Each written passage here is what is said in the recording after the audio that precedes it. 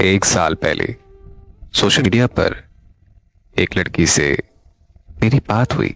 वो बेहद खूबसूरत और बहुत ही खुश मिजाज लड़की थी।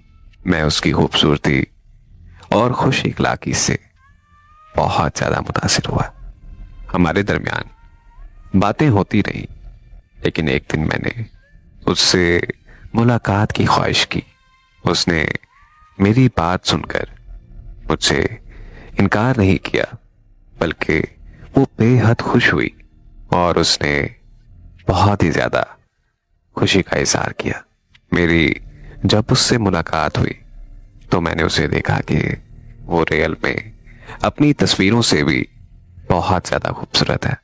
इतनी ज्यादा खूबसूरत होने के बावजूद उसमें ना तो कोई गरूर था और ना ही कोई नखरा। वो लड़की पौधों और जानवरों के बारे में बहुत कुछ जानती थी, क्योंकि वो पौधों और जानवरों से बेहद मोहब्बत रखती थी। उस दिन उसके साथ मैंने जो वक्त गुजारा, वो वक्त मेरी जिंदगी का सबसे खूबसूरत तरीन वक्त था। फिर हमारी दूसरी मुलाकात 2 महीने बाद हुई।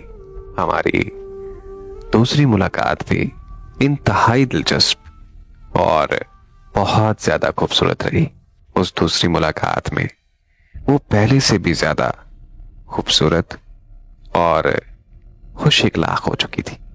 हम दोनों एक दूसरे से बहुत ज्यादा मोहब्बत करते थे, लेकिन फिर भी जब हमारी मुलाकात हुई तो बेहद मोहब्बत भरे अल्फाजों में हुई थी।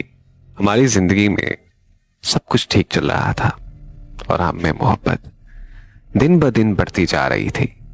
और फिर वक्त आया तीसरी मुलाकात का, और वो तीसरी मुलाकात उसके घर पर रखी थी, क्योंकि मैंने उससे ख्वाहिश की थी कि मैं उसकी सारी फैमिली से मिलना चाहता हूं।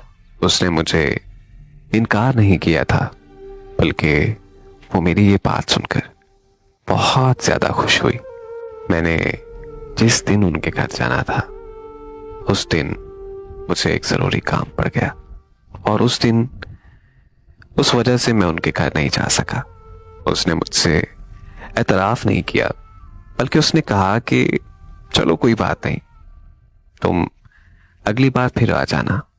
कुछ दिनों बाद मेरा प्लान बन गया कि मैं उसके घर जाऊं।